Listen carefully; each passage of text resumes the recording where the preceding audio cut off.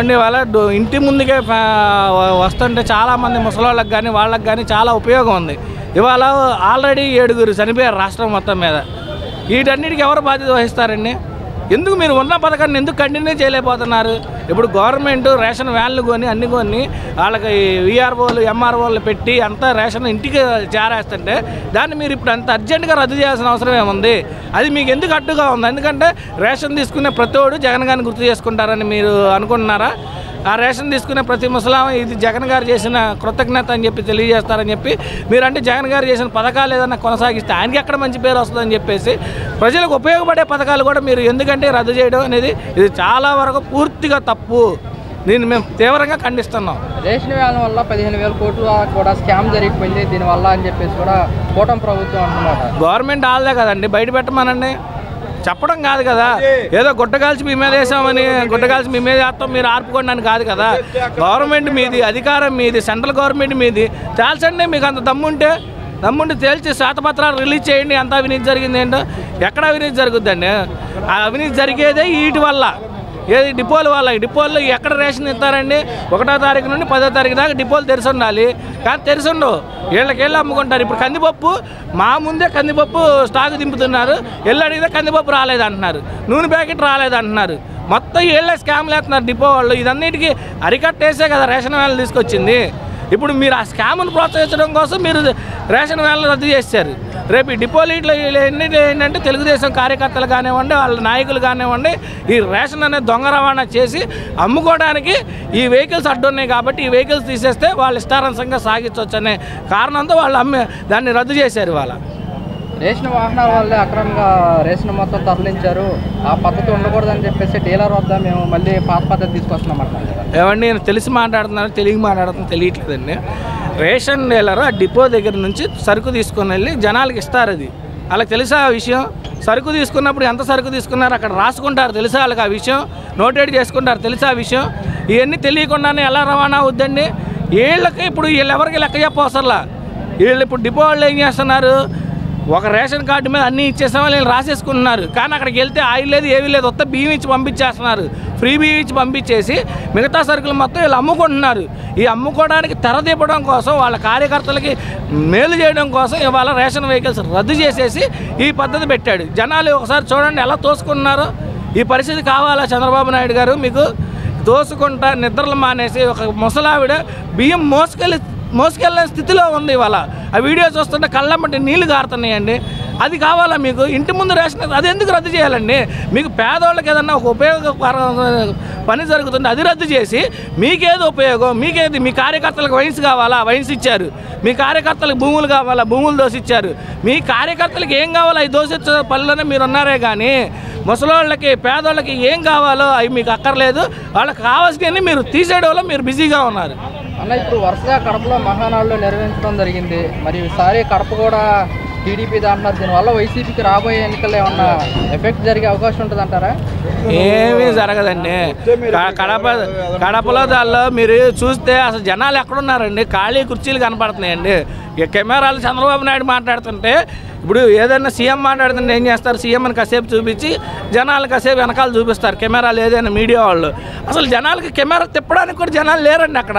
భారీగా 5 లక్షల మంది వరకు తరలి వచ్చారు. 3 రోజులు కూడా చెప్పడానికి 1 కోటి మంది వచ్చామని చెప్తారండి. అక్కడ జనాలు మంచి పుట్టేజ్ వదలమనండి. ఇప్పుడు చంద్రబాబు నాయుడు గారు మీడియా పిచ్చుందిగా, వాళ్ళ ఇళ్ళో మీడియా ఉందిగా. నిజంగా అంతమంది జనాలు వచ్చి ఈ పాటికి ఓదరగొట్టేవాళ్ళు. ఏదో ఒక పుట్టేజ్ అయినా వదిలేరా బయటికి? ఈసారి జగన్ కోట బద్దలైపోతుంది, ఈసారి టీడీపీ జెండా ఎగరేస్తారు. అవన్నీ వాళ్ళ కళ్ళకండమేనండి, కళ్ళకన్నాయండి. అబ్దుల్ కలాం గారు ఏం చెప్పారు? అది అందరూ రీలు పార్టీ అవుతుంది కదా, కళ్ళ కనమన్నారు. కానీ అదే అవన్నీ కళ్ళకి అంటారు. ఏముంది? వాళ్ళ పార్టీ వాళ్ళకి కూడా నచ్చలేదు. మా పార్టీ పక్కన పెట్టండి, మా అమ్మాని మేము ఏదైనా అంటాం, ఆ పార్టీ వాళ్ళకి కూడా నచ్చలేదు. అది ఏమీ లేదని అంతా సక్రంగా జరుగుతుందండి. ఇప్పుడు జనాలు చాలా ఇబ్బందులు ఉన్నారు ఇప్పుడు. ఎందుకంటే నిన్న రైస్కి వెళ్ళానండి. రైస్కి వెళ్తే ఇవ్వలేదు, నీకు 60 దాటింది, మీ ఇంటికి వస్తుంది వెళ్ళిపోమన్నారండి. 1 గంట 2 గంటలు లైన్లో నిలబడినా కూడా రైస్ పోయలేదు. నువ్వు 65 దాటింది కాబట్టి నీ ఇంటికి వస్తుంది వెళ్ళిపోమన్నారండి. ఇప్పుడు అమ్మకి అమ్మఒడి అన్నారు, అమ్మ వందనం పెట్టాడు, అయినా అందలేదు. మరి ఎంతమంది పిల్లలు ఉంటే అన్ని 15,000 అన్నాడు, అది కూడా అందలేదు. ఫ్రీ బస్ అన్నారు, అది అందలేదు. మరి రైతు భరోసా వేయలేదు. గ్యాస్ బండ ఫస్ట్ ఒకటి ఇచ్చారు, మరి గ్యాస్ బండలు కూడా ఇవ్వలేదు. ఇప్పుడు రేషన్ వ్యాన్లు రద్దు చేయడం జరిగింది. గతంలో బాగుందా? గతంలో 4 సంవత్సరాలు ఇంటి ముందుకు వచ్చేవండి. ఈ సంవత్సరం ఏదో 3-4 రోజులు జరిగింది, వెళ్ళినా కూడా పొయ్యట్లేదు. అది నిన్న చంపేశారు, ఫోటో తీశారు. నీకు ఇంటికి వస్తే నువ్వు వెళ్ళిపో, నీకు 65 సంవత్సరాలు ఉందన్నారు. మరి మా ఇంటికాడ ఆడవాళ్ళు వెళ్ళలేరు, స్తంభ పడతాలకి. మరి ఇప్పుడు ఆ రైస్ గురించి ఏం చేయాలో అర్థం అవ్వట్లేదు. అది అంటే ఈ రేషన్ వ్యాన్ల వల్ల స్కామ్ జరిగిపోయింది, అందుకోసం రేషన్ వ్యాన్లు రద్దు చేసామంటున్నారు కదా. ఏ స్కాము జరగలేదండి, సక్రంగా జరిగింది. వ్యాన్లు తీశారు, వాలంటీర్లు తీశారు, ప్రతి సంస్థ తీశారండి. ఇప్పుడు ఈ సంస్థ అసలు బాగలేదు, నచ్చలేదండి ప్రజలకి. వాళ్ళ పార్టీ వాళ్ళకి కూడా నచ్చలేదు. మా పార్టీ ఒక పక్కన పెట్టండి, మా అమ్మాయిని మేము ఏదైనా అంటాం, ఆ పార్టీ వాళ్ళకి కూడా నచ్చలేదు. అది చెప్తారు. ఈరోజు నిరుద్యోగ వృత్తికి జగన్మోహన్ రెడ్డి గారు కొంతవరకు వాళ్ళని ఎన్నుకున్నారు. వీళ్ళకి కూడా అండగా ఉందామనేసి ఈ రేషన్ డీలర్ ద్వారా రేషన్ వ్యాన్లు కూడా ఇచ్చారు, తీసుకొచ్చారు, వ్యవస్థను కూడా తీసుకొచ్చారు. దాన్ని కూడా చెడగొట్టి ఈరోజు ఈ రాష్ట్రంలో జగన్మోహన్ రెడ్డి గారి సంక్షేమ పథకాలని ఎదరగొట్టారు. ఈరోజు ఒకటే తెలియజేస్తున్నా, జగన్మోహన్ రెడ్డి గారు చేసిన సంక్షేమ పథకాలని రద్దు చేయడమే కాకుండా కనీసం నువ్వు చేస్తున్న ఒక సంక్షేమ పథకాన్ని రిలీజ్ చేశారా అని అడుగుతామన్నా. మీరు ఎందుకు దొంగ మాటలు చెప్పారు? ఈరోజు అధికారంలోకి వచ్చి పేద ప్రజలను ఎందుకు ఇబ్బంది పెడుతున్నా అని అడుగుతామన్నా. ఇప్పుడు కడపలో వరుసగా 3 రోజులు మహానాడు కడప. అది మహానాడు కాదన్నా. మహానాడు అయితే ఈ కార్యక్రమానికి ఎందుకు జనాలు బయటకు వస్తారు? మహానాడు కాదు, అది డ్రామా నాయుడు. అదొక డ్రామా నడుస్తుంది అక్కడ. ఆ డ్రామాలో ప్రజలు చిక్కుపోయారు, అంతే, ఇంకేం లేదు. మరి ఇప్పుడు ఈసారి కడపలో కూడా టీడీపీ జెండా ఎగరవేస్తాము, కడప కూడా మాదే అన్నా.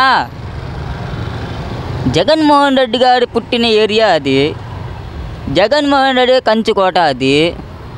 అక్కడ 100 కాదు 100 మీటింగులు పెట్టుకున్నా కూడా జగన్మోహన్ రెడ్డిని ఎవరు ఏం చేయలేరు.